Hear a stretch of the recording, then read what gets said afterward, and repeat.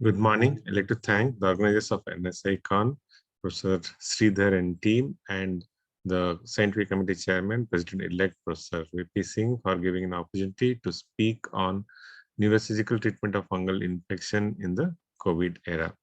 Uh, Fungal infections are very uncommon, but during the recent times, it has become very common, and we'll present our experience as compared to what we had done earlier in non-COVID era.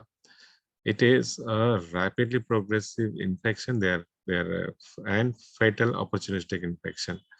Normally, it affects immunocompromised state, but then it's not uncommon immunocompetent, especially in the COVID era. They're associated with high residual morbidity and mortality due to it in angioinvasive property of fungi. The aim is to have early diagnosis and early aggressive management, both surgically and medically, to have good outcome. Rhinocerebral mucormycosis has 3 stages. The stage 1 is a stage of infection of the nasal mucosa and sinuses. Stage 2 is orbital involvement, where they present with orbital apex syndrome or supraorbital fissure syndrome. And stage 3 is cerebral involvement, in which there is intracranial spread via one of the following routes, either ophthalmic artery or through the supraorbital fissure or cubiform plate, or if maxillary sinus is involved, through the foramen lacerum into the middle cranial fossa. Though we believe that it is contiguous spread, but then mucormycosis also has hematogenous spread. As depicted in the diagram, the pathogenesis of spread of mucormycosis is due to presence of free iron in the blood. Normally, the iron is bound by protein, so the fungus does not spread. Whenever in diabetic patient there is acidosis, where the iron is free in acidic environment, both in the blood and the tissue, then there is a growth of the fungus, and then it easily invades the blood-brain barrier and causes endothelial invasion, causes thrombosis and infarcts also, as well as disseminates intracranially with an hematogenous spread. Because this is example where, because of angioinvasion, patients can have infarct, or because of angioinvasion and hematogenous spread, they can have multiple lesions like this in the brain, which was this case suspected actually tubercular cysticercal, but turned out to be an aspergillus infection. There's a recent study from Mexico in 2018 where they said that the diabetes is the predominant comorbid condition, and the mortality rate was 51%. We had published in 2010 in the pre-COVID era of our experience of fungal rhinosinusitis, and they were predominantly locally. They're presented in 5 different types, like allergic fungal rhinosinusitis, or there could be invasive involving the surrounding brain, but did not have at that time hematogenous spread. We published later in 2007 the predictors of mortality, and what we found is whenever they presented with a focal neurological deficit, they had a higher mortality. And the patients who were immunocompromised had a higher mortality, and mucormycosis had a higher mortality than aspergillus. So the mortality depends on the type of infection. But it's not uncommon to have aspergillomas in immunocompetent patients also. In the COVID era, we have treated 32 cases. We have another 7 cases which we have treated after July has not been added, and in that 6 were purely the rhinal from, 11 were purely cranial, and 8 were craniofacial. 10 patients had prior post functional endoscopic sinus surgery, and we did not operate. Out of this 32, what will be presenting 4 patients. Only dural enhancement we did not operate, but if the associated disease, abscess or granuloma in the cranium, we operated. We had 7 we had frontal involvement, 6 temporal, 1 purely ventricular, and 5 patients who had multiple site involvement. We divided the patients into 4 5 groups depending on the presentation or involvement. Group 1, where it's a purely hematogenous spread causing parenchymal abscess. Group 2, hematogenous spread causing only ventriculitis. Group 3, sphenoethmoid with anticranial fossa involvement. Group 4, we had sphenomaxillary with middle cranial fossa involvement. And group 5 as residual or recurrent following FESS surgery. Now, this is a case example of the first group. This is a 53-year-old lady came with multiple intracranial SOLs, and we did as the lesion had a thick wall, it thought just doing a biopsy may not get ill. So we did a robotic guided craniotomy and excision of the lesion. This is how we use a digital globe to create a tract along the planned trajectory, so that excision can be done through the tract with a microscope or an endoscope. This is another case of a lesion in the basal ganglia. Again, turned out to be fungal, which is robotic guided aspiration, and it turned out to be fungal abscess, aspergillus abscess. This is a case example of group 2 where they presented only with ventriculitis. So here, when we did an aspiration of the ventricular fluid, turned out to be fungal infection and fungal ventriculitis, and you can treat it with antifungals.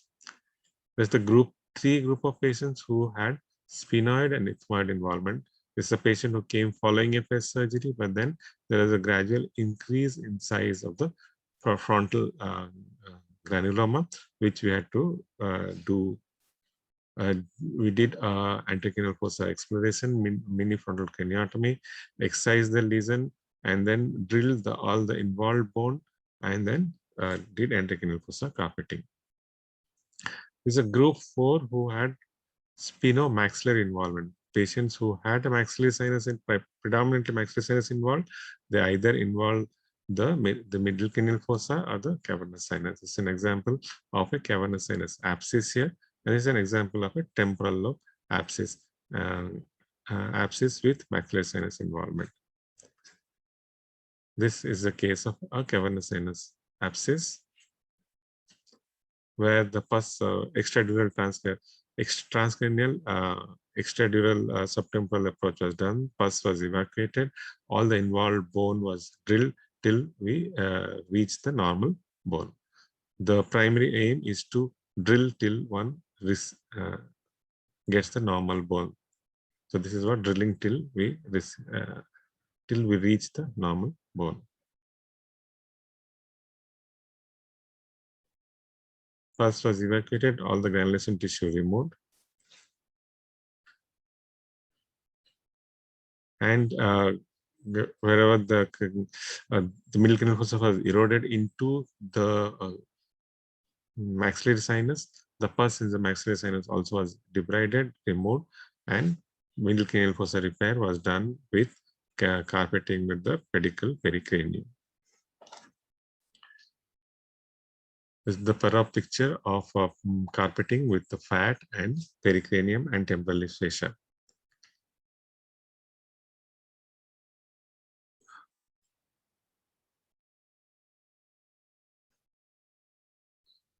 Now, this is a case of a residual lesion or a recurrent following FESS, where it had they had done transnasal FESS, but there was a recurrence primarily in the maxillary sinus. So we did a sublabial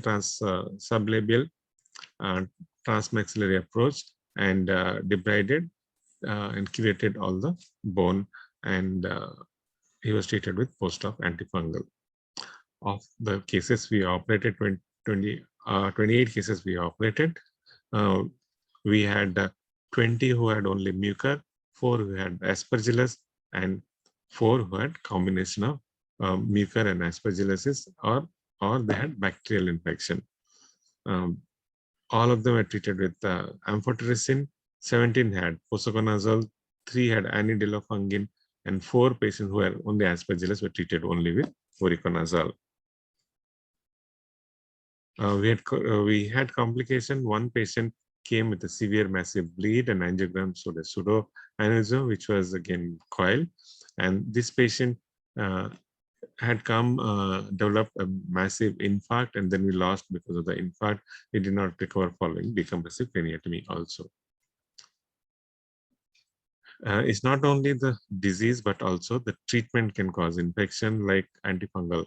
Posaconazole is a drug which in 14% of them they can cause thrombocytopenia, and at least 10% of our patients develop thrombocytopenia, and one patient actually we lost because of thrombocytopenia and sepsis. Amphotericin is something that can cause renal failure. One has to be careful. And anidinofungins, there is a higher chance, 10% chance of deep venous thrombosis. So one has to look for and treat for DVT if one starts anidinofungins. 4 out of 32 we lost, especially people who had pre-op infarct, the infarct increase, which I saw the scan, and people who had combination of infection, both fungal and bacterial, they did not respond well to treatment, and where we had to give multiple antifungals because they did not respond to antifungal drug. Though in literature, it's reported that mucormycosis with HIV and AIDS has a 100% mortality, but in we had 2 cases who had positive, and both of them did well, contrary to what is reported in literature. In conclusion, CNS mycosis needs careful management for a good outcome. Aggressive surgery with antifungal is a treatment of choice. Voriconazole is the first line for aspergillus, and amphotericin B for zygomycosis. Role of newer antifungal agents are evolving. The cost of therapy is a crucial issue, and it's an issue worldwide. Pre-op infarcts and multiple organism infection are major predictors of poor outcome, and only dural enhancement did not warrant any surgery. Thank you for your attention.